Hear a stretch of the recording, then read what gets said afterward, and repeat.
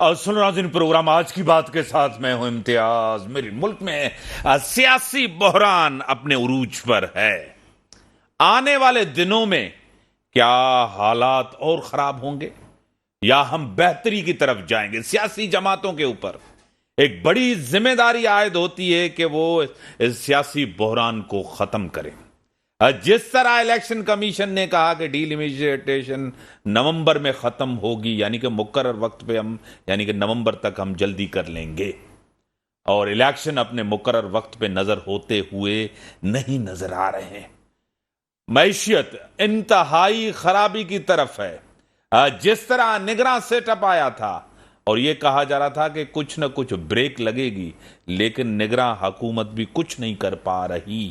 جس طرح آج شٹ ڈاؤن ہڑتال تھی پورے ملک کے اندر، اور جس طرح وزیر اعظم نے کہا کہ اس کی ضرورت نہیں تھی، کہ ایسے حالات بھی نہیں ہے کہ آپ شٹ ڈاؤن ہڑتال کریں۔ پیٹرول حد سے زیادہ مہنگا، بجلی حد سے زیادہ مہنگی، ڈالر حد سے زیادہ مہنگا، جائیں تو جائیں کہاں؟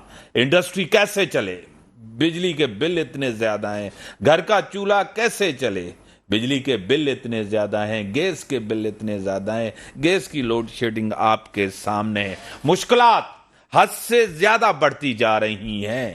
نگراں حکومت جب ان سے سوال کرتے ہیں، وہ کہتے ہیں کہ ہمارے پاس یہ اختیار تو نہیں ہے کہ ہم کوئی ایسا ڈیسیشن لیں، اور جو سیاسی جماعت آئے گی اس کے لیے تو بہت سے مشکل حالات ہوں گے۔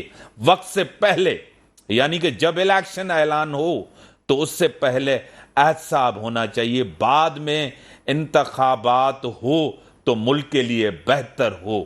مجھے جوائن کیا ہے اسٹوڈیو میں محترم جناب ڈاکٹر کریم خواجہ صاحب، پاکستان پیپلز پارٹی کے سینئر رہنما، سینیٹر رہ چکے ہیں۔ ڈاکٹر صاحب آپ کی بڑی مہربانی، آپ نے ٹائم دیا۔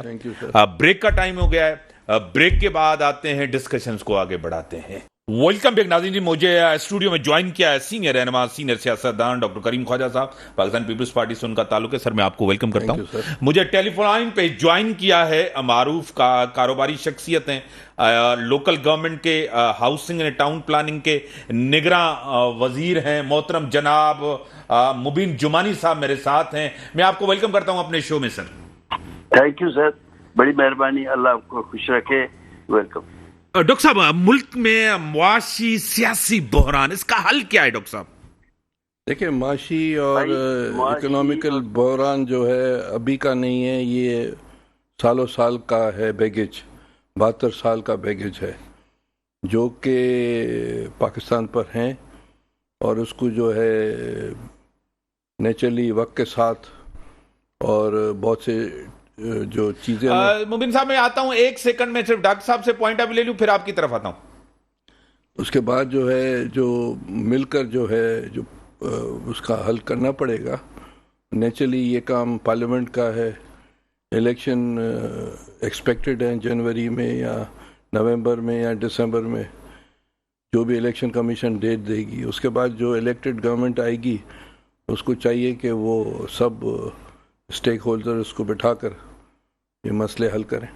مبین جمانی صاحب میں آپ کی طرف آؤں گا۔ سر، مشکلات بڑھ گئی ہیں، معیشت بہتر نہیں ہے، مہنگائی ہے، بے روزگاری ہے، کیا کہیں گے مبین جمانی صاحب؟ بھائی اس میں کوئی شک نہیں کہ بالکل مہنگائی ہے، بالکل اب ایک قسم سے ابتری ہے۔ کوشش یہی ہے، کیونکہ آپ کو پتہ ہے یہ جو کیئر ٹیکر گورنمنٹ آئی ہے، یہ کسی ایک اس خیال سے آئی ہے کہ بہتر سے بہتر جتنا بھی تھوڑے سے ٹائم میں ہو سکے۔ لیکن جو آپ کہہ رہے ہیں اس میں کوئی شک نہیں، اور وہ ایسا یہ نہیں بھی ہے کہ کوئی معیشت جو ہے وہ ایک دن میں خراب ہوئی ہے یا ایک دن میں ٹھیک ہوگی، لیکن میں امید کرتا ہوں کہ جس طرح بھی ایفرٹس ہو رہے ہیں، اور خدا سے بھی یہ توقع ہے کہ بہتری آئے گی انشاءاللہ فیوچر میں۔ مبین صاحب، آپ معیشت کو بھی سمجھتے ہیں، کاروبار کو بھی سمجھتے ہیں، سیاست کو بھی اچھی طرح ایک سمجھتے ہیں، پاکستان کی معروف شخصیتیں، آپ کی گہری نظر ہے، کیونکہ عوام کے بڑے توقعات ہوتے ہیں آپ سے بھی، یعنی کہ نگراں حکومت سے بھی کافی توقعات ہیں۔ آج بھی شٹر ڈاؤن ہڑتال تھی۔ بالکل، یہ ایک افسوس کا مقام ہے، اور اس میں کوئی شک نہیں کہ غریب جو ہے وہ دن بدن غریب ہوتا جا رہا ہے۔ یہ جو بجلی کا بحران ہے اور بہت ساری چیزوں کا ہے، یہ حقیقت ہے، وہ فیکٹ ہے.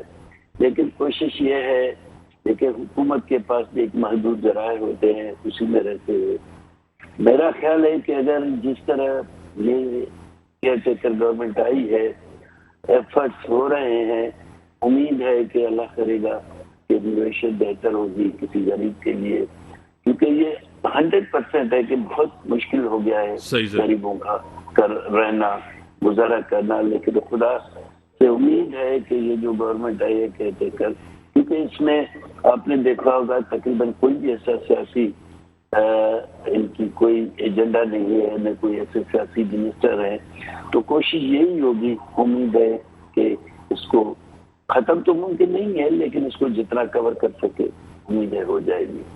اور وزیر اعظم صاحب بھی بڑے سنجیدہ نظر آ رہے ہیں کہ سنجیدگی کے ساتھ اس مسئلوں کو ایڈریس کر رہے ہیں، حل کرنے کی کوشش کر رہے ہیں. آئی ایم ایف کے ساتھ ایک بڑی کمٹمنٹ کی ہے پچھلی گورنمنٹ نے، وزیر اعظم صاحب نے بھی کہا ہے کہ ہم اس کمٹمنٹ کو پورا کریں گے.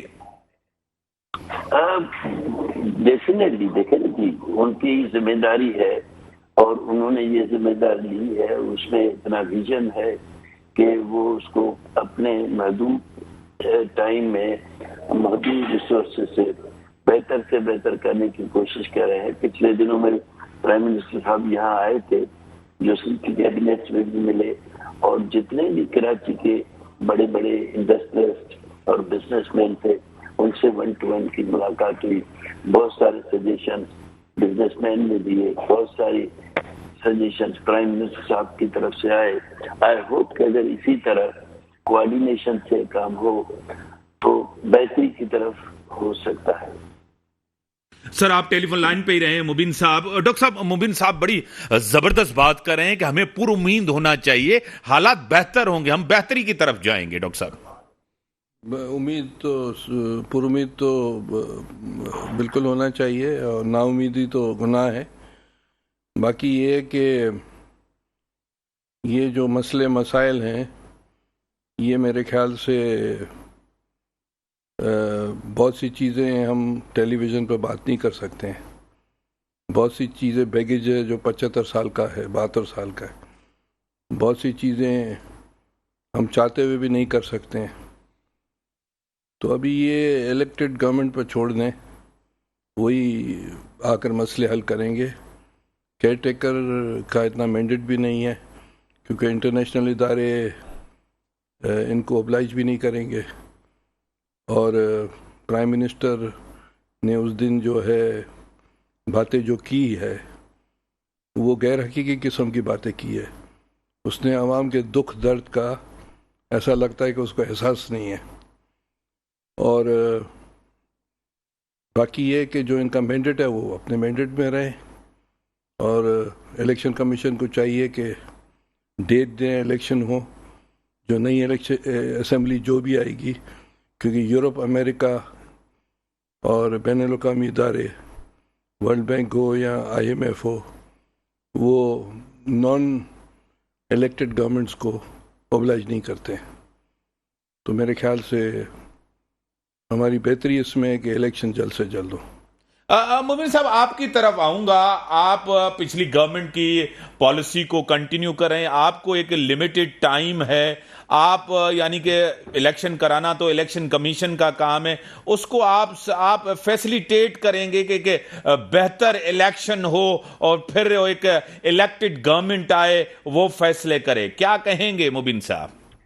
اس میں کوئی مطلب ہے کہ دو باتیں نہیں ہے کہ یہ کام الیکٹڈ گورنمنٹ کا ہے، اور میں سمجھتا ہوں کہ الیکٹڈ گورنمنٹ جو ہے وہ اپنے جو بھی مینڈیٹ ہے کیئر ٹیکر گورنمنٹ کا، یہ ہماری یہاں الیکشن کمیشن کی یہ ڈیوٹی ہے کہ الیکشن ہو، جلد سے جلد ہو، اور وہی آ کے جو بھی کرے.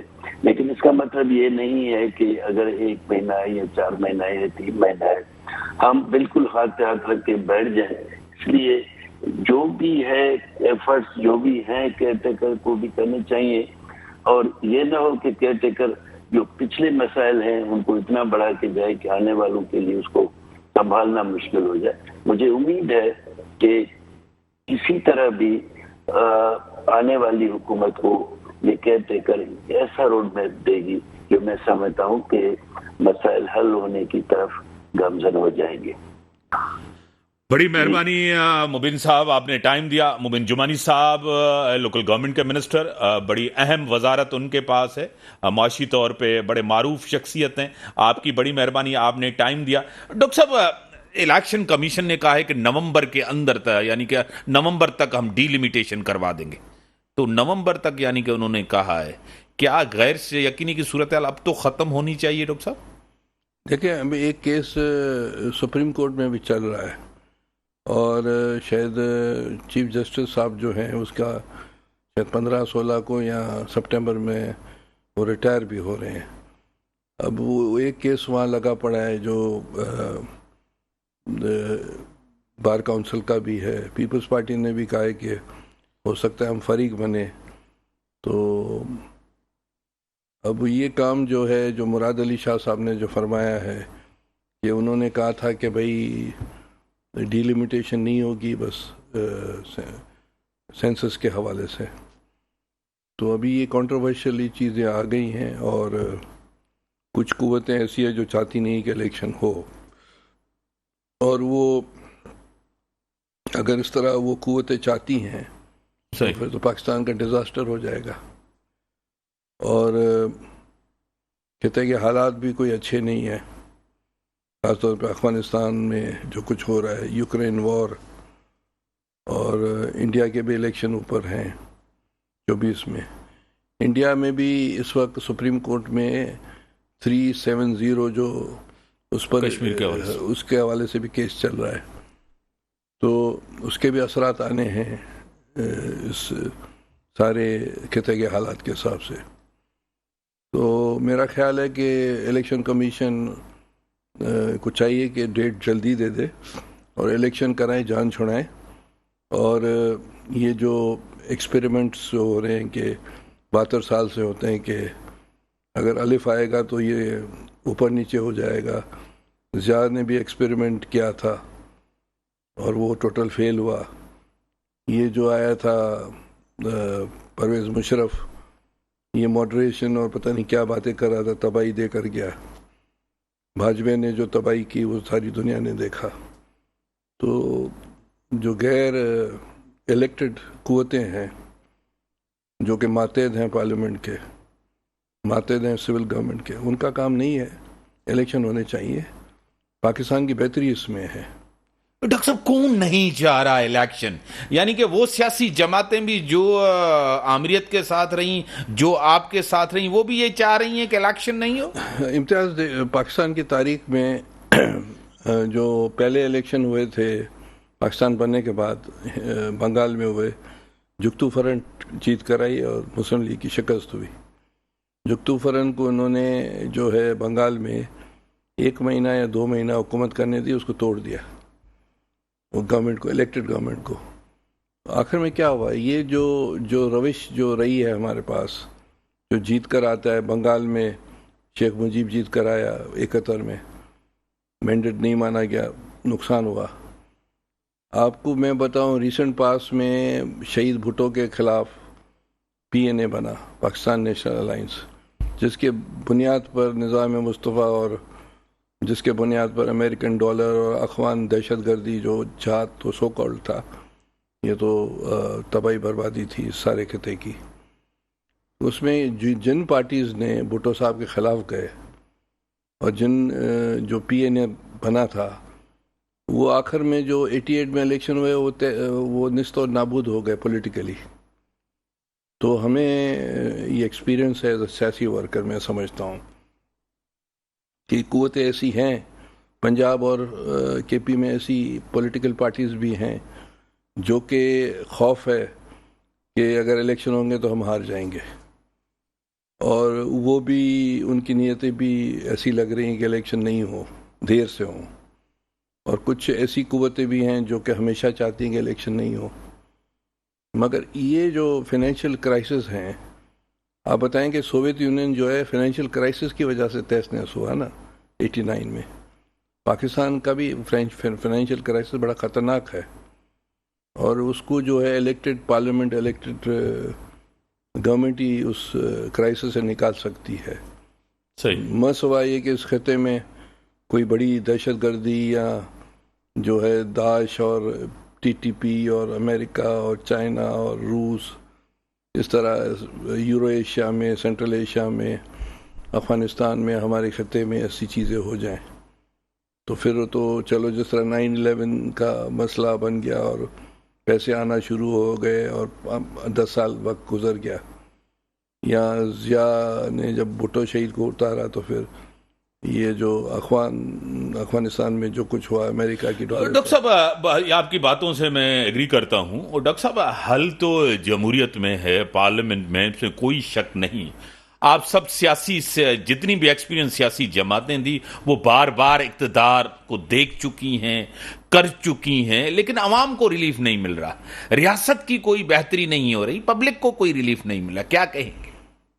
اس کا کیا مطلب ہے کہ ڈیموکریسی کا نہ جواب اکاؤنٹیبلٹی ہو. نہیں، اکاؤنٹیبلٹی تو بھائی کورٹس کریں گی، یا جو ہے ایک سسٹم ہے، اینٹی کرپشن ہے، یا جو بھی لاز ہیں تو وہ ہیں ہمارے پاس. تو کیا اس کا جواب کوئی غیر الیکٹڈ گورنمنٹ آ کر اکاؤنٹیبلٹی کرے گی کیا، یا ایف آئی اے کرے گی کیا، یا کوئی اور کچھ کرے گا؟ اس کا جواب صرف یہ ہے کہ سر بریک کا ٹائم، بریک کے بعد آتا ہوں، بریک کا ٹائم، بریک کے بعد آتے ہیں، ڈسکشنز کو آگے بڑھاتے ہیں. ویلکم برادرین. ڈاکٹر صاحب آپ اپنی بات کو ختم کریں. یہ جو میں نے کہا کہ پی این اے وائپ آؤٹ ہو گئی الیکشن میں، تو پاکستان کے لوگ جو ہیں نا، مثال کے طور پر وہ الیکشن کی بات کرتے ہیں، جو الیکشن کے خلاف جاتا ہے اور وہ ڈیلے ٹیکٹکس کرتا ہے تو وہ پارٹیز وائپ آؤٹ ہو جاتی ہے. میرا کہنے کا مطلب یہ ہے الیکشن ہو، پاکستان کے بہتری اس میں ہے، وہ الیکٹڈ پارلیمنٹ ہی جو ہے انٹرنیشنل اداروں سے اور ملکوں سے بات کر سکتی ہے، دوسرے کوئی نہیں کر سکتے. ڈاکٹر صاحب آپ نے صحیح کہا کہ جو مینڈیٹ کے ساتھ آتے ہیں، جن کے ساتھ عوامی مینڈیٹ ہوتا ہے وہی ڈیسیشن.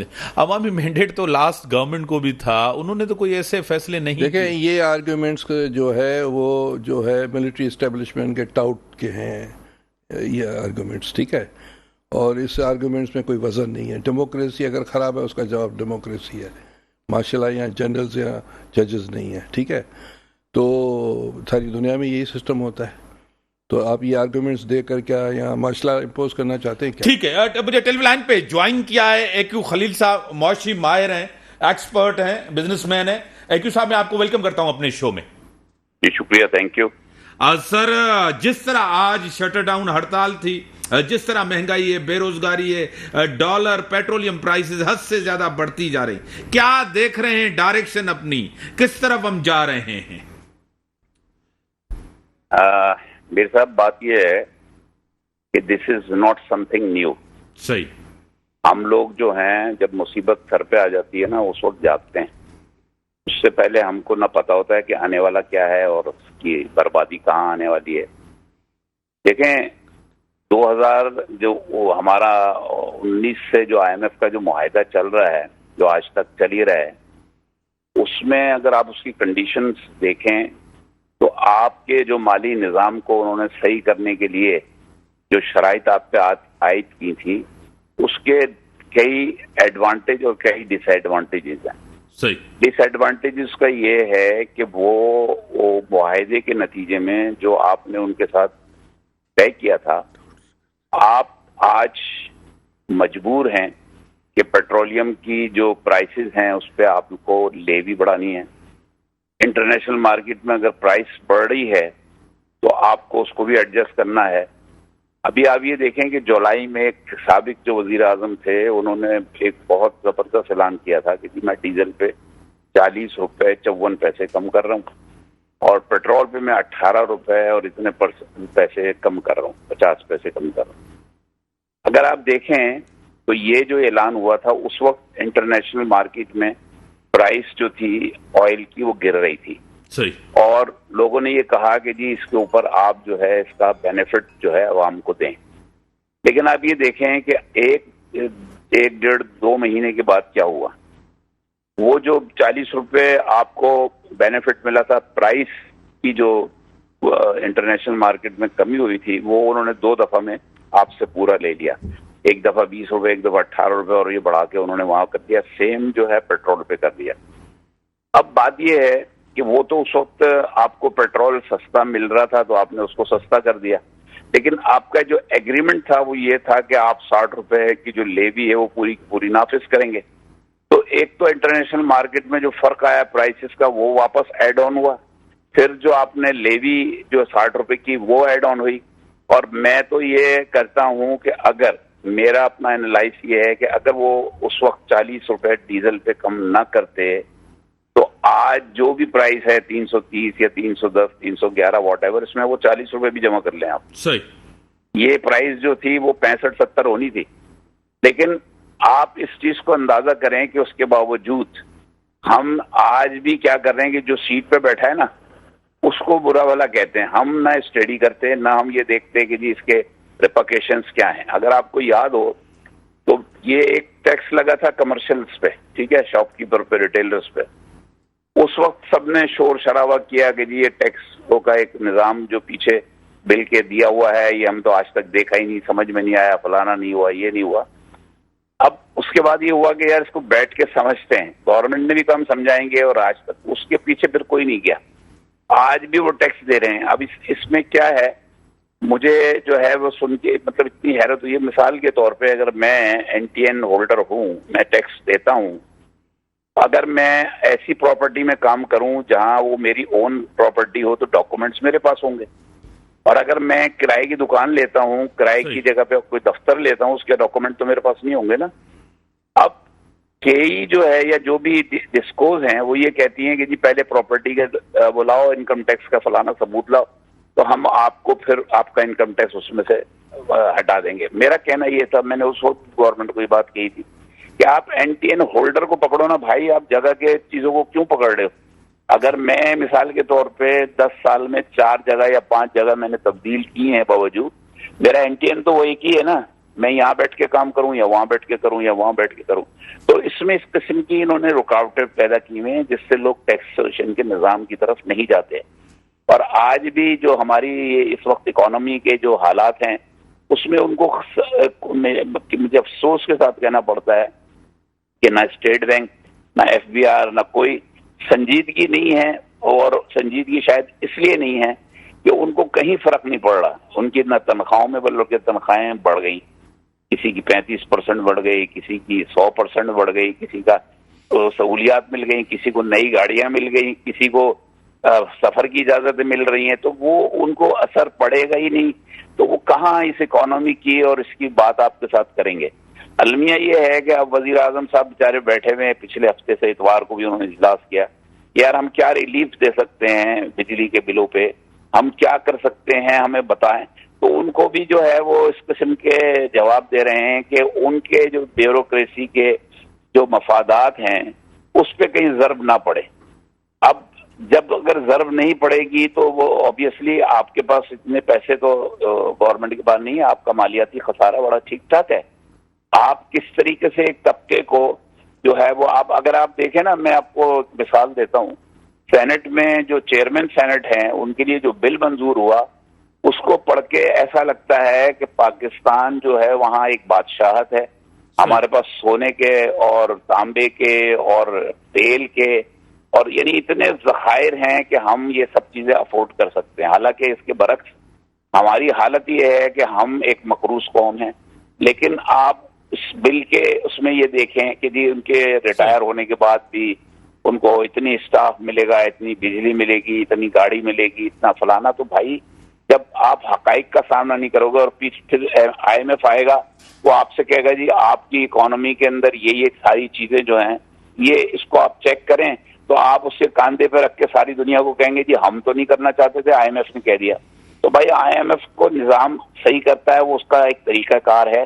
یہ الگ بات ہے کہ اس کے نظام کے طریقہ کار اتنے چالاک اور اتنے شاطرانہ ہوتے ہیں کہ آپ کو وہ انکمپٹیٹیو کر دیتا ہے انٹرنیشنل مارکیٹ میں. میں آپ کو مثال دوں کہ آپ کی ایکسپورٹ کیوں ڈکلائن ہو رہی ہے. آپ کی ایکسپورٹ اس لیے ڈکلائن ہو رہی ہے کہ جو را مٹیریل آپ 250 کا بگاتے رہے بڑے عرصے تک، آج آپ 350 اور کے قریب آپ اس مٹیریل کو منگاؤ گے تو آپ کو یہ جو اس کی ورکنگ ہے آپ کس طریقے سے بنگلہ دیش کا، چائنا کا یا اور دیگر ممالک کا مقابلہ کرو گے. نتیجہ یہ ہے کہ ہم جو ہیں یعنی مزید انکمپیٹیٹو ہو رہے ہیں.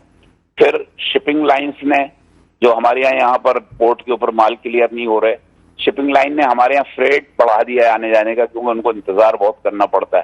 ہمارا جو نظام ہے یعنی انڈسٹری کا اور جو پیداواری نظام ہے ہمارا, وہ متاثر ہوا ہے. اسی طریقے سے ہم کیا کر رہے ہیں, ابھی کل بلکہ آج کی ہی خبر تھی کہ انہوں نے 4% جو ہے وہ ایک ٹیکس بجلی کے بلوں میں اور ایڈ کر دیا. صحیح. اب آپ اب حالت یہ دیکھیں کہ نہ یہ وقت دیکھتے ہیں, نہ کسی کا جذبہ دیکھتے ہیں, نہ فلانا. یہ بالکل ایسی بات ہے اگر کسی کے گھر میں موت ہوئی ہوئی ہو اور وہ آ جائے کہ جی آپ گھر خالی کرو, یہ تو آپ کا وہ یہاں سے ہمارے پاس احکامات آ گئے. تو مطلب اس قسم کی چیزیں جو ہیں اس کو کنٹرول کرنے کی ضرورت ہے. ایک نیشنل ڈائیلاگ کی ضرورت ہے, لوگوں کو بٹھانے کی ضرورت ہے, لوگوں کو سمجھانے کی ضرورت ہے.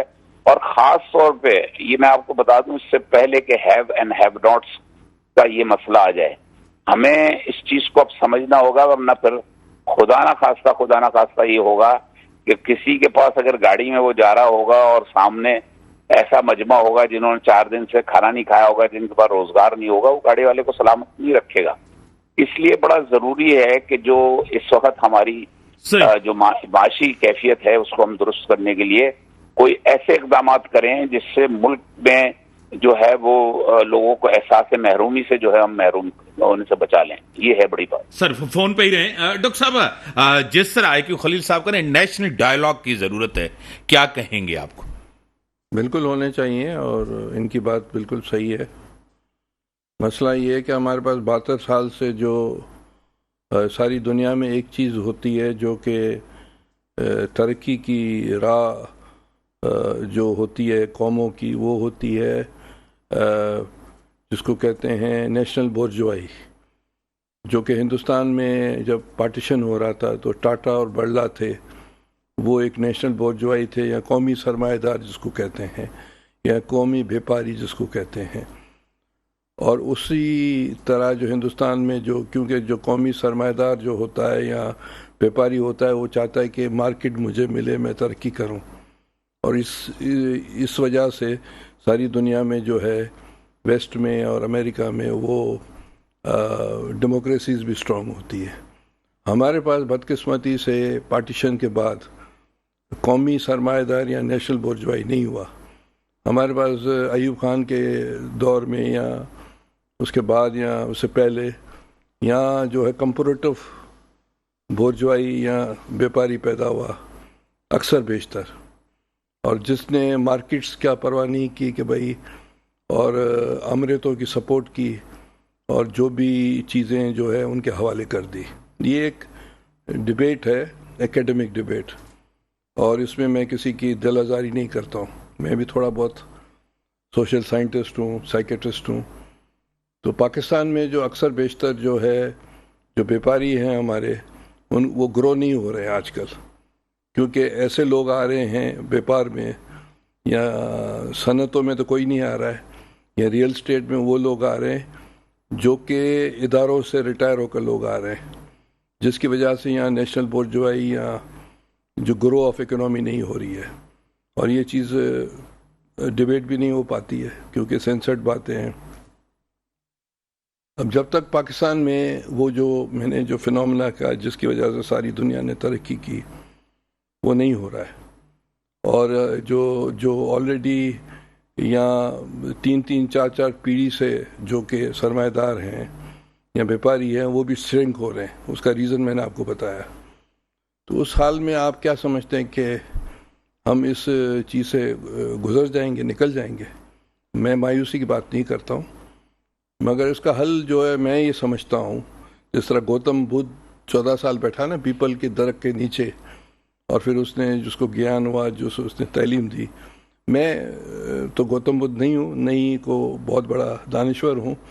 میں سمجھتا ہوں کہ ڈیموکریسیز اگر رہتی ہیں, پارلیمنٹ اگر رہتی ہے, کیونکہ یہی بیپاری اور یہی سرمایہ دار مارشل آرٹس کی بات کرتے ہیں, اور آج ان کی جو ہے گرو بھی نہیں ہو رہی ہے. کہنے کا مطلب یہ ہے. تو یہ ڈیموکریسی ساری دنیا میں ڈیموکریسی جو انڈیا میں آج گرو کر گیا ہے, چاند پر چلا گیا ہے, اس کا جو ہے व्यापार बहुत ज़्यादा बढ़ गया। उसका रीज़न मैंने आपके सामने बताया, और यूरोप ने भी इसलिए तरक्की। यहाँ के जो व्यापारी हैं, यहाँ के जो सनतकार हैं, वो जनरलों या जजेस की देखते हैं और खुद ग्रो नहीं करते। आज कल उनका ग्रो भी डाउन हो गया। सही। एक्यू साहब, जमहूरियत और पार्लियामेंट में हल है, क्या कहेंगे? और आप क्या देख रहे हैं कि न पिछली गवर्नमेंट ने आवाम को रिलीफ दिया, निगरान को तो महदूद एक अख्तियारात हैं, क्या कहेंगे? देखिए सर, बात असल में यह है कि डेमोक्रेसी या जो हमारे यहाँ होता है ना डिक्टेटरशिप, ये पॉलिटिकल बहस है, ठीक है। मैं उस तरफ जाने से पहले मैं तो सिर्फ उन हुकूमतों की बात करता हूं जो डेमोक्रेटिकली हमारे सामने लाई गई। आप अंदाजा करें कि ये शहर कराची जो 70% रेवेन्यू देता है, वो यानी सूबाई और विफाकी हुकूमत दोनों की नजर से जो है वो इस तरह गिरा हुआ है कि इसकी इनकम जो है वो उसके ऊपर सबका हक है, लेकिन जो इसकी जरूरतें हैं सब उससे जो है वो किनारा करना चाहते हैं। बात यह है कि मेरे यहाँ एग्रीकल्चर सेक्टर भी है। एग्रीकल्चर सेक्टर के अंदर कितना पोटेंशियल है, कितनी स्कीमें हैं, कितनी यानी बार बार ये सारा कुछ हुआ। आने वाले जो इसमें जो फूड का जो दुनिया के अंदर इस वक्त सारी दुनिया के अंदर जो है फूड सिक्योरिटी के ऊपर काम हो रहा है। हमने क्या किया है कि हमने शहीद जुल्फकार अली भुट्टो साहब ने जब 70 में नेशनलाइज किए इदारे, तो एक उस वक्त बड़ी स्पीड में चीज चल रही थी, फिर वो वापस हुए, फिर उसके बाद वो बम धमाके के नाम पर नवाज शरीफ साहब आए, उन्होंने जो डॉलर को मुंजमद किया और उस प्रोसेस को रोका।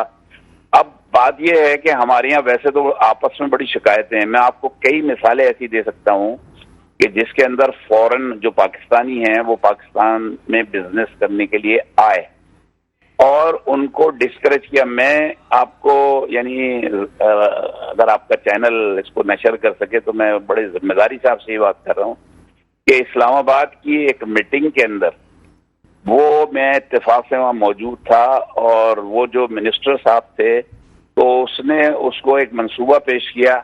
तो उसने कहा यार फ्रैंकली स्पीकिंग आप यहाँ पाकिस्तान में क्या करने आ गए, यहाँ आपको कुछ नहीं मिलने वाला। तो ये जो अप्रोच और ये जो सोच है ना, ये चीजें रुकावट बनती हैं। सारी दुनिया में वन विंडो ऑपरेशन है। उसको मैं ताइवान गया एक कुछ मशीनरी देखने, तो मुझे उन्होंने यानी 10 दफा रुजू किया, कहाँ जाएंगे आप, आइए हम आपको फलानी चीज दिखाते हैं। एयरपोर्ट पे वीवीआईपी उन्होंने वो दिया कि बड़ी मेहरबानी सर, टाइम लिमिटेड है। बड़ी मेहरबानी आपकी डॉक्टर साहब। आपकी जो हालात हैं आपके सामने, मैशियत यानी कि एक ऐसा माहौल पैदा होना चाहिए, जमहूरियत पार्लियामेंट होनी चाहिए, उसी में हल है। मैशियत आपकी इस दफ़ा मैशियत काफ़ी अरसों से बेहतर नहीं है। आवाम को कैसे रिलीफ मिलेगा, कौन पोजीशन में आवाम को रिलीफ देने के लिए, ये तो कोई भी नज़र नहीं आ रहा। जिस तरह के हालात हैं इसके ज़िम्मेदार भी सियासतदान हैं और वो लोग भी जो हमें नज़र नहीं आते। इसी के साथ इजाज़त, अल्लाह हाफ़िज़।